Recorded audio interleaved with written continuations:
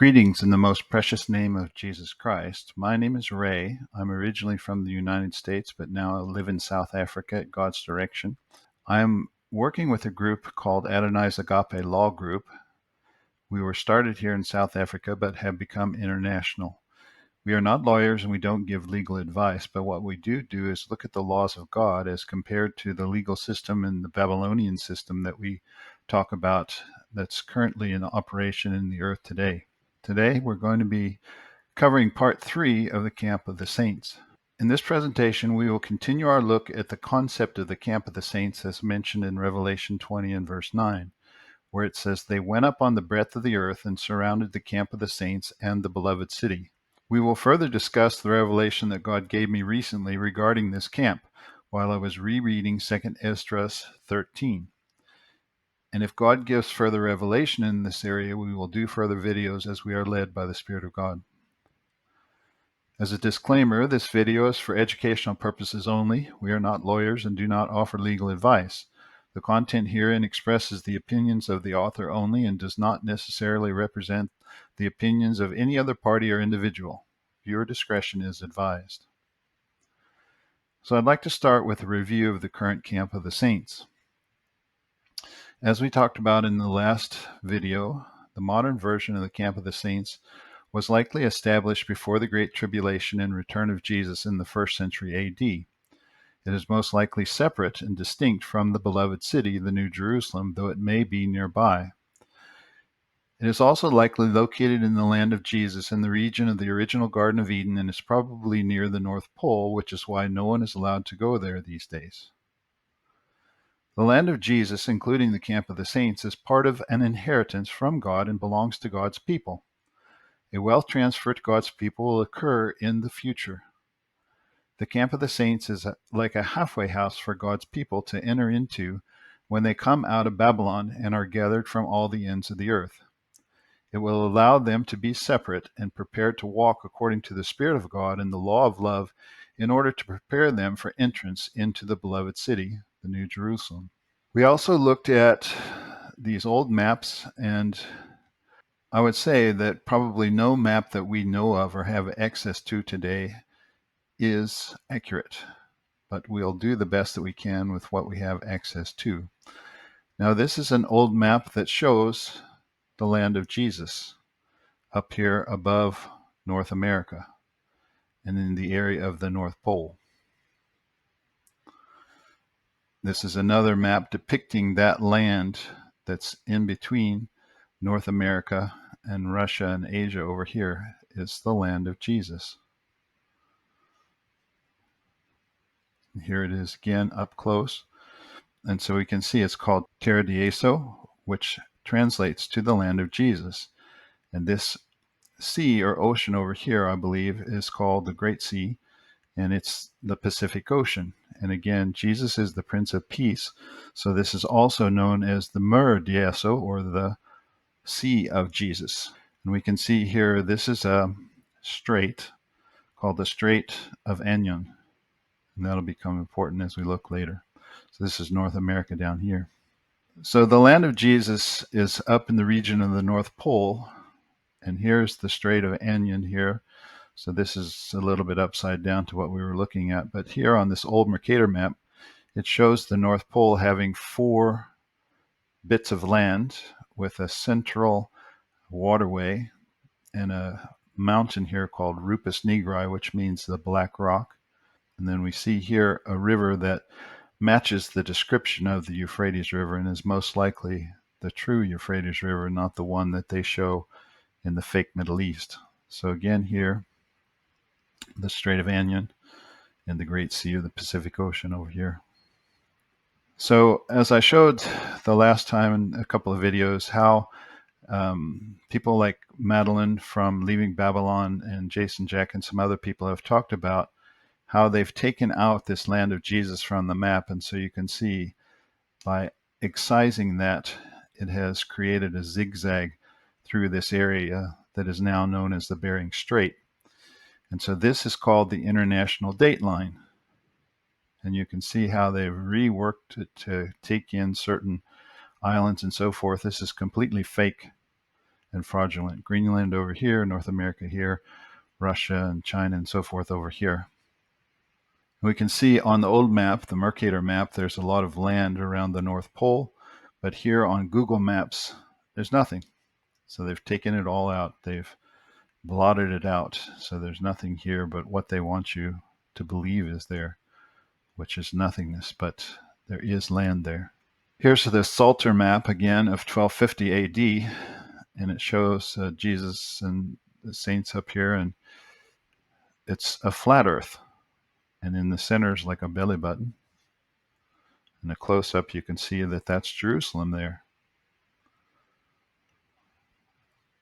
So now on modern maps, we're looking at the fake globe Earth. They've created a grid on these maps with what are called longitudes or meridians and latitudes or parallels. So the meridians run vertically here on this globe map, but if you can imagine this being a flat Earth, then the center being Jerusalem at the North Pole, it wouldn't curve around like this, but you could still have a grid that shows longitudes and latitudes. So now we see here the 0 longitude or meridian is called the prime meridian. Prime meaning number 1 or main, and it goes through Greenwich, England. And we can see if we go to the opposite side, it's not marked, but that opposite meridian is the 180 meridian. So here it is stretched out. You can see the prime meridian listed here, going through Greenwich. And then on the edges, the outside would be the 180 meridian. So we can see it here on another map.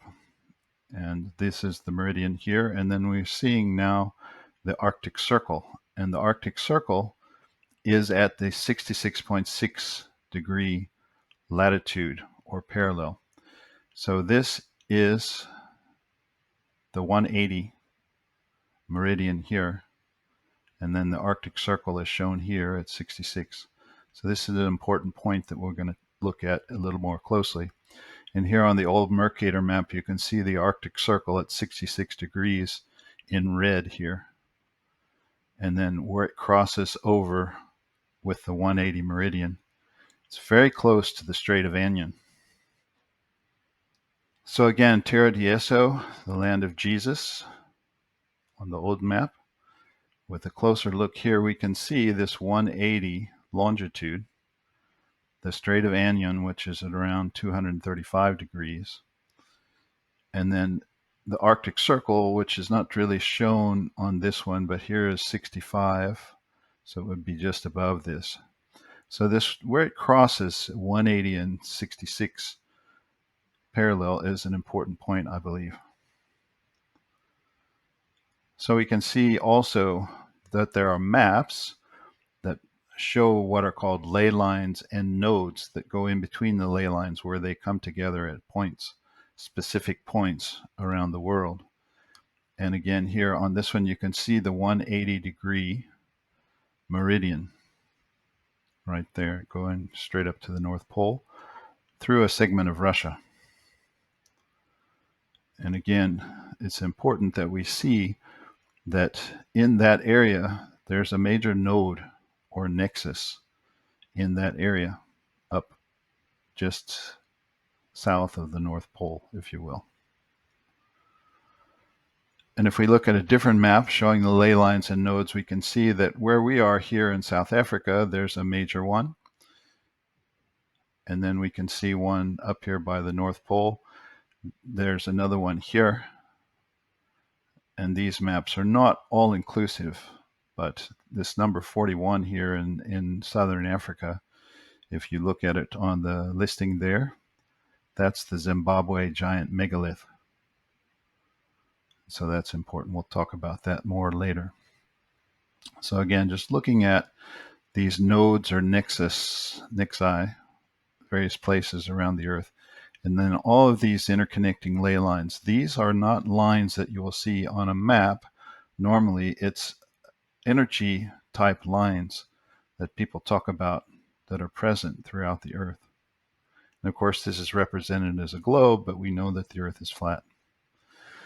So now again here we see the 180 longitude, and this is the Bering Strait, which on the old maps this would be the Strait of Anion.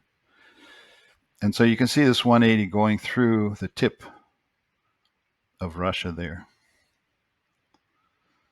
And here again we see North America here, the Bering Strait here, and the 180-degree meridian. Now they call this 180 the anti-meridian. So there's the prime meridian, which is 0 to 360.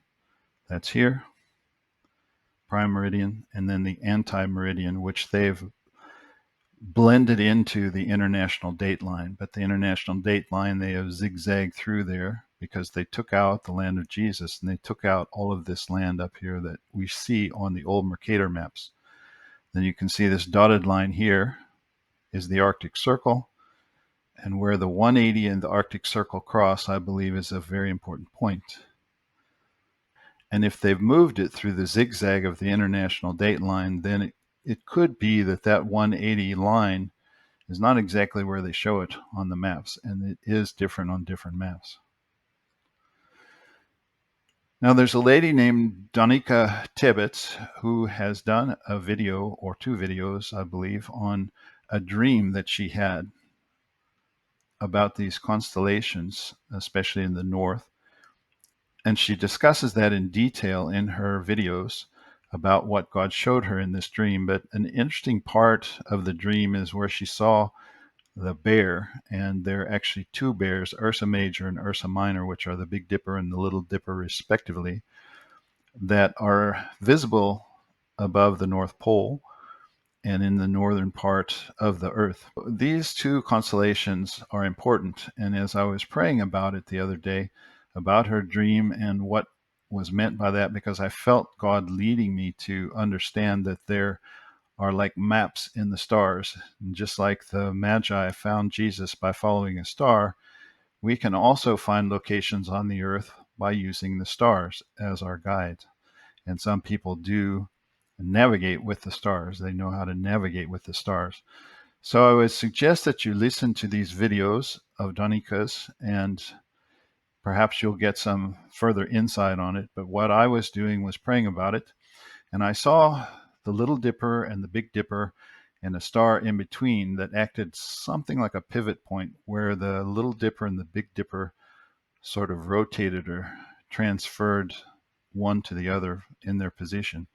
Because the Little Dipper, or Ursa Minor, has as its main point at the end Polaris, which is the North Star. And the North Star is fundamentally fixed while the other stars move around. Polaris stays stable, and it's known again as the North Star. It's one of the brightest stars in the northern sky. So you can see here Ursa Minor with Polaris, or the North Star, at its tip of the handle in this position. And then over here, Ursa Major, or the Big Dipper. And so what I saw in my dream was that there was a star in between these two that pivoted them so that they could rotate around it. And I believe that star is in this constellation, which is called Draco, which is the dragon. And that star is named Thuban, Thuban. And in older days, they say, some 4,000 or so years ago, this actually was the North Star. But what I believe this means is that the Ursa Minor and the Ursa Major represents God's people. Now, I believe the Ursa Major may represent the beloved city, and the Ursa Minor the camp of the saints, or it could be vice versa. But even Danica said that she believes that this represents God's people, the bear, the Big Dipper. And so in my vision, I saw these rotate on this star. And the interesting thing is, Thuban means life of heaven, but it also means like the main part of the dragon. And they say that it was the North Star several thousand years ago, which I'm not sure if that's true or not. But its position in the star map, if you will, on the grid of the star map, is at 64 degrees and just a little more. Now, what does that mean? Well, I believe that this star may have an important aspect of trying to find the camp of the saints. And as we saw on the other maps, the Arctic Circle is at 66 degrees. Now we know that the enemy has reversed everything. So if we reverse the prime meridian and the anti-meridian and say rather that the anti-meridian is the main one, that's at 180. Let's go back and look at that. So if the 180 or the anti-meridian is actually the 0 to 360, then that would be like the alpha and the omega, the beginning and the end. It would represent where we might find the people of God. And then if you take the Arctic Circle, which is at 66.6 degrees, and reverse that so that instead of going from the fake equator up to 90 degrees at the North Pole, we reverse that and make the North Pole 0 degrees, that would make this Arctic Circle then 33 degrees, which 33 is the number of the age when Jesus suffered and died for our sins and was resurrected so that we can live again. So that's an important point because it forms a cross with the 180 meridian longitudinal and the 33 degree crossing at the Arctic Circle. So I believe that that's what I was seeing in my vision. And it's interesting that this star comes to a point that it's near zenith, and zenith means that the star is directly above overhead of this location. And Jesus said, pray that your flight is not in the winter or on the Sabbath. And I believe that was a clue because this star actually is almost at a zenith over that crossing of the 180 and the Arctic Circle during late September to early October in the year. So I believe that's a sign for us to be able to find where the camp of the saints is.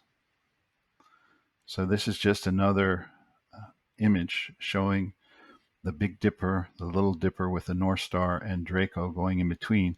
And this Thuban star, I believe, is symbolic of blocking God's people from coming together by the dragon.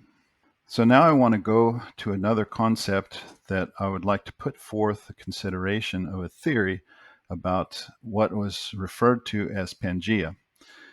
And if you look up Pangaea online, you'll see that they talk about it existing millions of years ago and all these different things happening so that the continents drifted apart and so forth. But I don't believe that was the case. I believe that when Jesus walked the earth and he returned in the first century, and the trumpets and the bowls of God's wrath and revelation and the battle of Armageddon and so forth created a catastrophe that separated the continents, because I believe that Pangaea existed in a similar fashion here as shown in this picture. Although we don't have any accurate maps of Pangaea, this one is a fairly good one, and it shows that it's like a donut with a major sea in between, and all of the continents were mashed together. And I believe that's what it looked like in the earth when Jesus walked the earth and the apostles were preaching the gospel throughout the earth. But once Jesus came back and the catastrophe occurred, then everything was moved out of its place. And this idea was put forth by other people like Madeline and Nicolette, as well as Andy on the YouTube channel Tartarian Biblical Research Reloaded. He did an entire video on the new heavens and the new earth, and he talked about this in detail. And I suggest that you watch that video because it's very informative.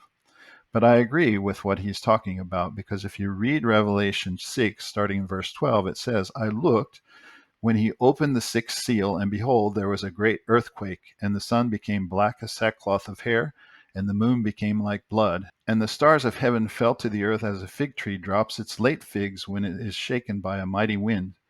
Then the sky receded as a scroll when it is rolled up, and every mountain and island was moved out of its place. And the kings of the earth, the great men and the rich men, and the commanders, the mighty men, every slave and every free man, hid themselves in the caves and in the rocks of the mountains, and said to the mountains and rocks, fall on us, and hide us from the face of him who sits on the throne, and from the wrath of the Lamb. For the great day of his wrath has come, and who is able to stand? So we see here a before and after. Before, there was all this land together in a great sea, and afterwards, that sea is gone, and John saw that it was gone. And it says in verse 17, then the seventh angel poured out his bowl into the air, and a loud voice came out of the temple of heaven from the throne, saying, it is done. There were noises and thunderings and lightnings, and there was a great earthquake, such a mighty and great earthquake as had not occurred since men were on the earth. Now the great city was divided into three parts, and the cities of the nations fell, and great Babylon was remembered before God to give her the cup of the wine of the fierceness of his wrath. Then every island fled away, and the mountains were not found. When Satan was loosed from the bottomless pit, there was another cataclysm that we refer to as the mud flood. This caused a lot of damage around the world, especially to the buildings built by the saints. Revelation 20 and verse 7 says, now when the 1,000 years have expired, Satan will be released from his prison and will go out to deceive the nations which are in the four corners of the earth, Gog and Magog, to gather them together to battle, whose number is as the sand of the sea.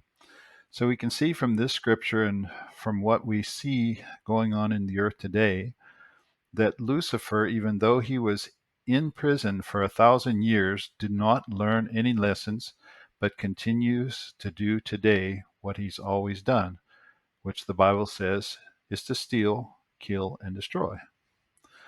And the mud flood evidence is all over the world, but it's been covered up so that people don't know what the purpose or the meaning of it is. So I'd like to take a look now just briefly at the timeline that we're talking about with the little season. We believe that Jesus came back around 70 to 76 AD, somewhere in that region, and this is when all the cataclysm of Revelation occurred, including the Battle of Armageddon. Satan was released about 1600 AD in our time.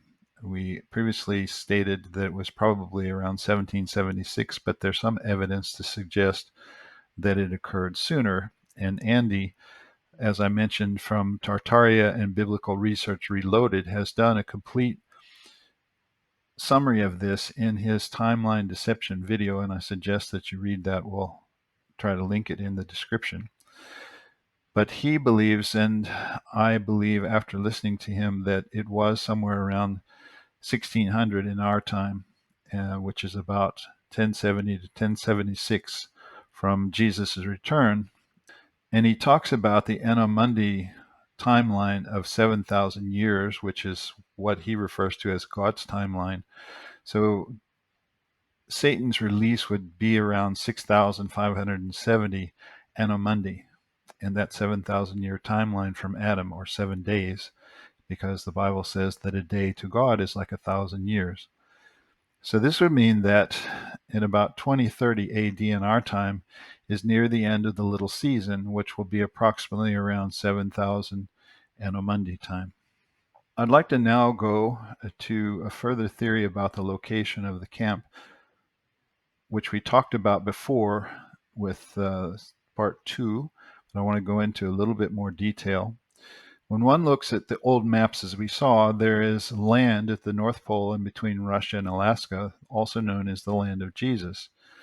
They have removed that land from the modern maps, as we've shown, but that does not mean it doesn't exist. The markings on the maps that are the longitude or meridians and latitude or parallels are based on the fake globe model and are also designed to mislead people. So again, if we look at this map that's stretched out here, the current vision of what the Earth, they say, is on a globe model, which we don't believe. The 0 or 360, if it were a globe, or at least a circle, would be what they call the prime meridian. But I would tell you that Satan has flipped everything. So let's then look at this 180 degrees line and say that is called the anti-meridian, but really this is probably the prime meridian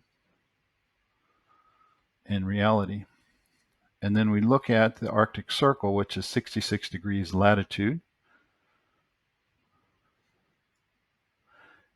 and where those cross. The antimeridian crosses with the 66 degree latitude up around the North Pole. I believe that's an important location. And this is where it would be.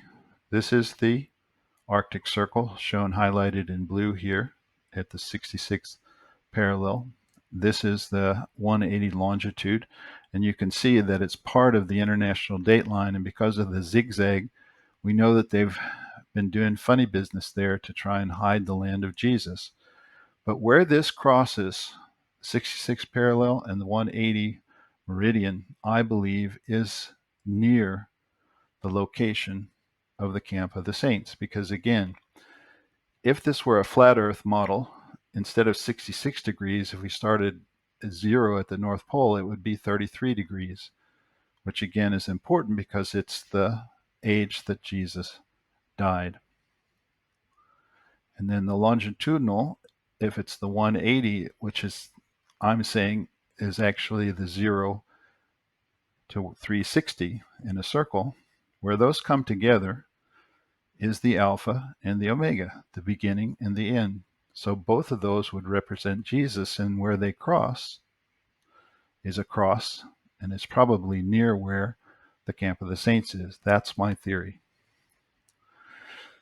So what is the purpose of Satan's little season? And people are suggesting now that we shouldn't call it Satan's little season, but I'm going to use that because it's the term that people understand. Well, it's a court case. And when Satan went before God, as described in Job's chapter 1 through 3, some people believe that this is indicative that he has a case before God to determine if he can replace the Most High, as he claims is recorded in Isaiah chapter 14 with the 5 I wills. Now, Job chapter 1, starting in verse 6, says, Now there was a day when the sons of God came to present themselves before the Lord, and Satan also came among them. And the Lord said to Satan, From where do you come? So Satan answered the Lord and said, From going to and fro on the earth, and from walking back and forth on it. Then the Lord said to Satan, Have you considered my servant Job, that there is none like him on the earth, a blameless and upright man, one who fears God and shuns evil? So Satan answered the Lord and said, Does Job fear God for nothing? Have you not made a hedge around him, around his household, and around all that he has on every side? You have blessed the work of his hands, and his possessions have increased in the land. But now stretch out your hand and touch all that he has, and he will surely curse you to your face. So Satan was challenging God over Job, and this was probably taking place in the courts of heaven. In Isaiah 14, it says in verse 12, How you are fallen from heaven, O Hillel, or Lucifer, son of the morning. How you are cut down to the ground, you who weaken the nations. For you have said in your heart, I will ascend into heaven. I will exalt my throne above the stars of God. I will also sit on the mount of the congregation on the farthest sides of the north. So that's telling us right there that the mount of the congregation, which is the body of Christ, is on the sides of the north. And Madeline has done a series of videos on this, and I suggest that you watch them. They're excellent. Verse 14, I will ascend above the heights of the clouds. I will be like the Most High. So again, there's a clue there that the Most High is above the heights of the clouds. So that's probably the New Jerusalem floating over the North Pole. Verse 15, yet you shall be brought down to Sheol, to the lowest depths of the pit. That's actually where he's going to end up. So now, we talked about this in another video, which I call the solution to our problems. And there's a maxim in law which says actore incumbent probatio, which means fundamentally that the proof of the claims that Hillel or Lucifer made, as recorded in Isaiah 14, are incumbent on him to show before the Most High in the courts of heaven. So that's what's playing out in the earth today. During the little season, Satan has his final appeal. So the reason for the season is to allow Satan one final chance to prove that he can replace the Most High as God of the heavens and earth. The Most High God is a righteous judge, so he is giving Satan a chance to prove his case. This brings in an important question for some people. What about the people who are affected by this challenge? Just like Job was affected by Satan's challenge to God over him, but in the end, God blessed him double. So it is the people who are living during this little season are affected by this court case. Revelation 20. And I saw thrones, verse 4, and they sat on them, and judgment was committed to them. Then I saw the souls of those who had been beheaded for their witness to Jesus and for the word of God, who had not worshipped the beast or his image, and had not received his mark on their foreheads or on their hands. And they lived and reigned with Christ for 1,000 years. But the rest of the dead did not live again until the 1,000 years were finished. This is the first resurrection. Blessed and holy is he who has part in the first resurrection. Over such the second death has no power, but they shall be priests of God and of Christ, and shall reign with him 1,000 years. Some people suggest that this verse 5 that says, but the rest of the dead did not live again until the 1,000 years were finished, was not in the original scriptures, that it only said this is the first resurrection, but this was added later. There's speculation about that, but we don't know for sure. So I'm going to suggest that it's a possibility that that's what God put in there as a clue for us. Although I cannot prove this currently, I believe that the rest of the dead are part of the first resurrection, so they cannot be led into the lake of fire by Satan. And this makes sense with what I believe God showed me about Satan's little season, that it's like building in a checkmate into the challenge, so God will win in the end regardless of what Satan does. And although Satan was allowed to deceive the rest of the dead during the little season, he would not be allowed to take any of those people who lived in that season into the lake of fire with him. Verse 11, Then I saw a great white throne, and him who sat on it, from whose face the earth and the heaven fled away, and there was found no place for them. And I saw the dead, small and great, standing before God, and books were opened. And another book was opened, which is the book of life. And the dead were judged according to their works by the things which were written in the books. The sea gave up the dead who were in it, and death and Hades delivered up the dead who were in them. And they were judged each one according to his works. So that even in the little season, people who do the wrong thing are going to be judged according to their works, but they will be protected from the lake of fire. Then death and Hades were cast into the lake of fire. This is the second death, and anyone not found written in the book of life was cast into the lake of fire. 1 Corinthians 3 verse 10 says, According to the grace of God, which was given to me as a wise master builder, I have laid the foundation, and another builds on it. But let each one take heed how he builds on it. For no other foundation can anyone lay than that which is laid, which is Jesus Christ. Now if anyone builds on this foundation with gold, silver, precious stones, wood, hay, or straw, each one's work will become clear, for the day will declare it. That's the day of judgment, the great white throne judgment that we just read about. Because it will be revealed by fire, and the fire will test each one's work of what sort it is. Verse 14, If anyone's work which he has built on it endures, he will receive a reward. So that's a reward based upon the works of the individual. If anyone's work is burned, he will suffer loss, but he himself will be saved, yet so as through fire. So I believe that the people who are living in the little season, even the ones who are doing foolish things, will be saved, but as though through a fire. And so their eternal reward may not be a big one if they do foolish things, but if they work for God, their reward will be big. Verse 16, Do you not know that you are the temple of God, and that the Spirit of God dwells in you? If anyone defiles the temple of God, God will destroy him, for the temple of God is holy, which temple you are. So in summary, for the little season, I believe that this is a time of adjudication of Satan's claims as recorded in Isaiah 14, the 5 I wills. The saints are involved in adjudication of this case. Though many people will be deceived, there will be enough of us who are not deceived to make the decision to choose Christ and the Most High's way over Satan's, that he will lose his case against the Most High God. Although I cannot prove it at this time, I personally believe that God made the decision to send only people who are part of the first resurrection into the little season, knowing that they would not end up in the lake of fire. However, they will be judged according to their works, according to what we read there in 1 Corinthians. If they follow Satan or do not rightly follow Christ, their eternal reward will be diminished accordingly, though they will still be saved. So what will happen to Christians during this little season? I want to talk now about what I call the final exodus, or getting to the camp. Now we read again in 2 Ezra 13, starting in verse 43. They entered by the narrow passages of the river Euphrates. Now this is talking about the people, I believe, during the first century before the Great Tribulation. They're the people of God, of Israel, who are trying to leave the system and find a place to serve God. Verse 44, for the Most High then did signs for them and stopped the springs of the river until they passed over. That's the river Euphrates. For though that country there was a long way to go, namely of a year and a half, the same region is called Arzareth. And we'll look at that again on the map. Then they lived there until the latter time. Now that's where we are.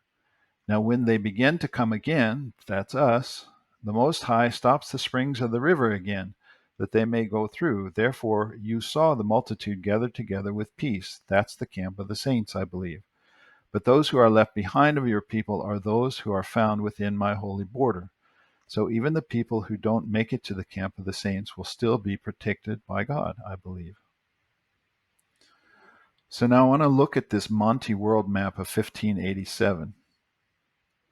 And we can see that the center of it is again the North Pole. So if we zoom in a bit, we can see that the Arctic Circle, or the 66th latitude, at the 180 longitude, look on the map and what is there?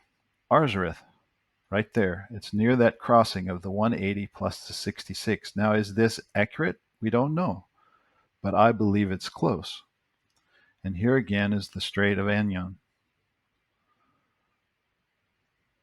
So looking closely at the bottom there, you can see there's the 180 longitude right there. And if we back up,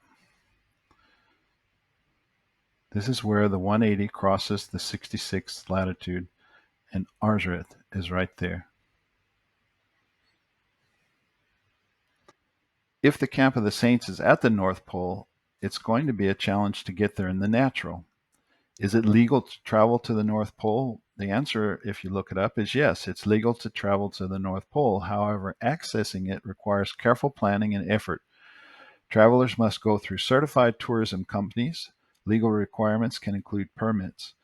Also, regulations often focus on environmental considerations to protect the ice cap and its ecosystem. So a lot of nonsense they're going to put you through if you want to go to the North Pole, and they will no doubt likely not take you to a place near the camp of the saints. So the natural ways to reach the North Pole, traveling to the North Pole, they say is an adventurous endeavor, and there are several methods to get there, and here are the main options. Number one, by air to the Borneo Ice Camp. They fly directly to the North Pole via the Borneo Ice Camp, which is operational for a few weeks each April. The camp is built on shifting ice, and flights are available from various locations. So that's number one. Number two, apparently you can ski to the North Pole, typically covering the last degree of latitude. The distance of the journey is about 60 nautical miles, or 111 kilometers, and involves navigating through ice and open water leads. The third way is dog sledding. To participate in a dog sled expedition to the North Pole, you will have the challenge that it requires a lot of physical effort. The sleds are heavy and navigating the terrain can be difficult. The fourth way is by ship. If you take a cruise on a nuclear-powered icebreaker such as the 50 Years of Victory, the voyages in its duration will last around 2 weeks and depart from Murmansk, Russia during the summer months. Traveling to the North Pole can be expensive, though, with prices exceeding $30,000 for ship voyages. And the fifth and final way is to do research. So one of the benefits of studying earth sciences, they say, is being able to do field work in amazing places, like the North Pole. So the Borneo ice cap is often home away from home to scientists from around the world who are studying sea ice. So if you want to go study sea ice, you can get to the North Pole, but I can almost guarantee you that none of these ways are going to get you near or to the camp of the saints, because they don't want you to know that it's there, and they don't want you to get there. And there are military bases all along the area up around the North Pole to protect it from invasion of the United States. But that so-called dew line, the early warning system there, is the military of the United States and other countries blocking you from getting to the place that I showed you on that map. So what are the other options? Well, there's only really one other option, in my opinion, and that's through teleportation. So let's look at that in the Bible. 1 Kings 18, starting in verse 44. Then it came to pass the seventh time that he said, there is a cloud as small as a man's hand rising out of the sea. So he said, go up, say to Ahab, prepare your chariot and go down before the rain stops you. So this is Elijah talking to his servant. And Elijah had been praying that the rain would stop, and it stopped for 3.5 years.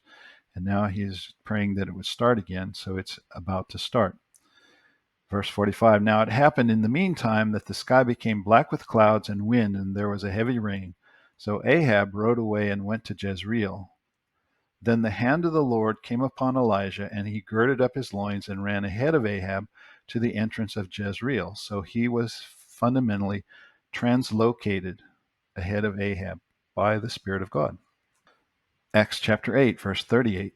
So he commanded the chariot to stand still, and both Philip and the eunuch went down to the water, and he baptized him. Now when they came up out of the water, the Spirit of the Lord caught Philip away, so that the eunuch saw him no more, and he went on his way rejoicing. But Philip was found at Azotus, and passing through, he preached in all the cities till he came to Caesarea. So here again is another case of teleportation, where Philip was translocated by the Spirit of the Lord. So if we look at these maps once again, we see that there's a ley line grid shown on the earth, and there are places where these lines come together, which I call nodes or a nexus. And here's one here in South Africa, not too far from us, which I believe is in Zimbabwe. And this shows the Zimbabwe megalith from an aerial view that's shown on that map. And again, this is a different type of map, but it shows the same thing here at number 41, which is the Zimbabwe megalith. And you can see that there's information about ley lines that go up to the North Pole. And on those other maps that we showed earlier, there are many ley lines and many nodes. And there were some up near the area that we're interested in. So now I want to show some video clips taken from YouTube. I have a couple from a guy who has a channel called Funky Fathead. He posted some time ago and apparently disappeared after he posted the videos approximately 4 years ago or so. There's speculation as to what happened to him. Some people think he went through a portal and never came back, which is obviously a possibility and a concern. But nonetheless, he was able to open a portal in his bedroom to Sedona with frequencies on his computer and using a speaker. So I believe that we'll be able to open portals with analog technology, such as tuning forks, so that we don't have to have the digital technology with us, and we can carry those wherever we want to in the earth and be able to open portals that way. He opened a second portal somewhere in the woods that shows what he calls another earth, and apparently went through that portal and took a recording of it, and I guess came back because he was able to post that recording. There's not a lot of information about this, but it could be AI generated. It could be a fake. We don't know, but it appears real. And if it is real, it's something that we need to investigate. There, I'm going to stop it before anything happens. Up here, I also have another tone generator set to 525, and I'm about to show you what will happen with that. Things happen much quicker when you're using pure tones rather than the other stuff I was using on YouTube, which had like sounds mixed in with it. There we go, 528.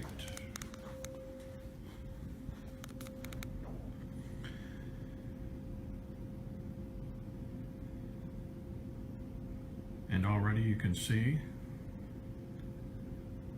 a much more stable fracture. Okay, I have to do this quick because this stuff does not last. 525. You can see there's a whole range of tones here, but 525, you're going to probably hear the fluctuation there.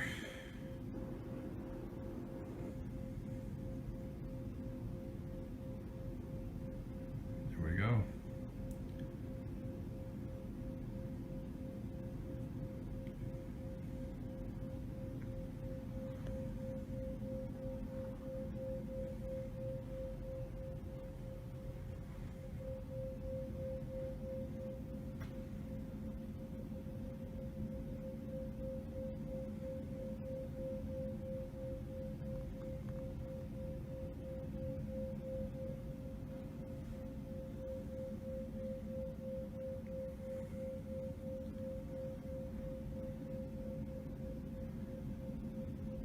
If you don't know where that is, I do.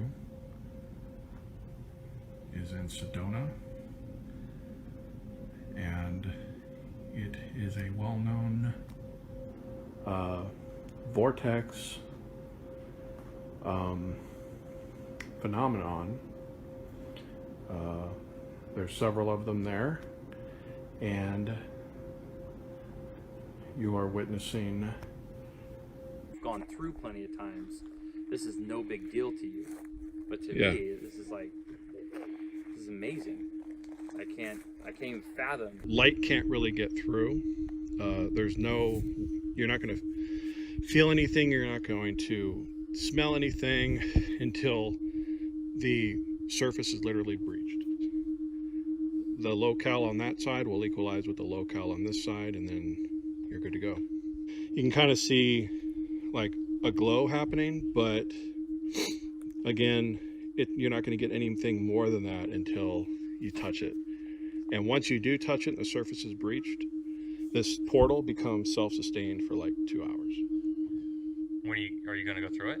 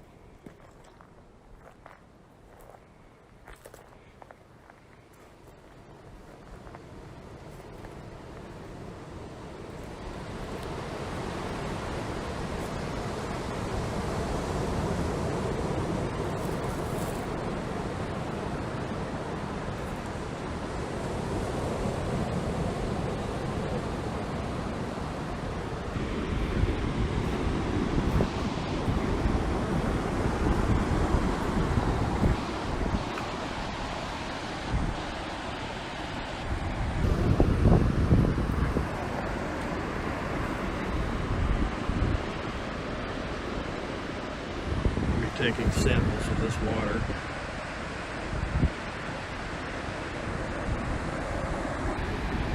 Unbelievable.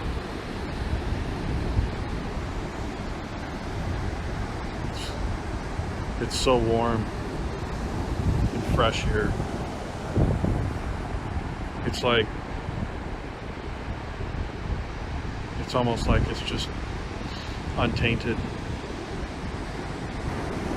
You can't see it because the clouds are covering it, but there are two suns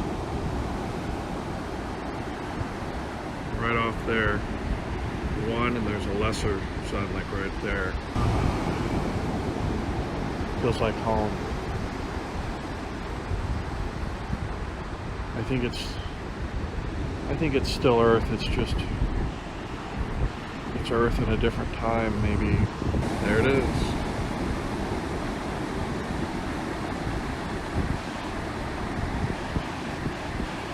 Two suns. Crazy. Beautiful.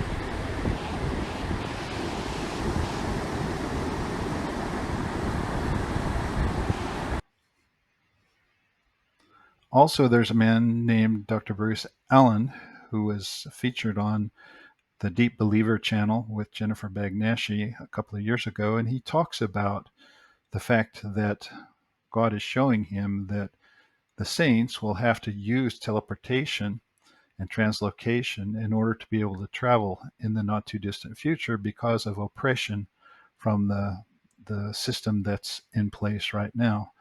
So that's something that you may want to watch. I'll put the link of the video in the description.